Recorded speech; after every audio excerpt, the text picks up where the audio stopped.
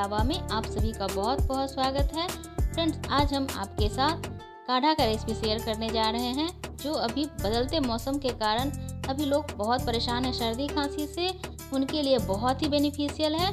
तो चलिए पहले देख लेते हैं हमें काढ़ा बनाने के लिए क्या क्या सामग्री चाहिए।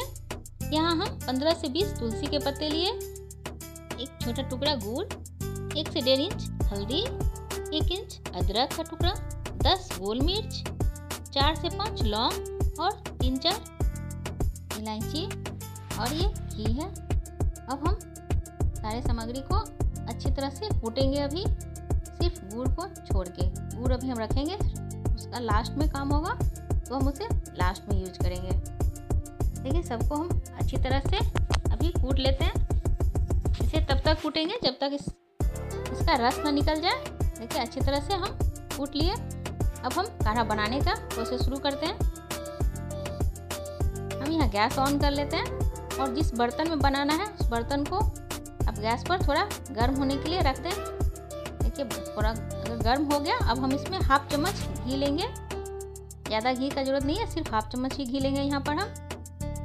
और अब हम इसमें डाल देंगे तुलसी पत्ता अदरक जो हम कूट के रखे थे, उसे हम अब डाल देंगे। देखिए, अभी इसका कलर आपको हरा दिख रहा होगा हल्का।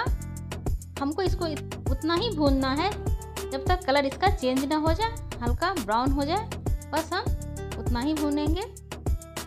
और घी में भूनने का यहाँ स्मेल भी बहुत ही अच्छा आएगा।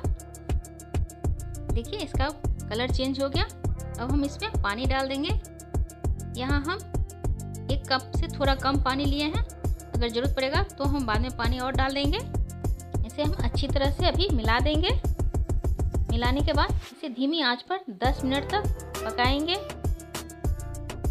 और हम देखिए अभी पकने देते हैं 10 मिनट तक। फ्रेंड्स, ये काढ़ा का रेसिपी आपको कैसा लगा ज़रूर बताइएगा। अगर पसंद हो तो मेरे चैनल को सब्सक्राइब ज़रूर कर दीजिएगा।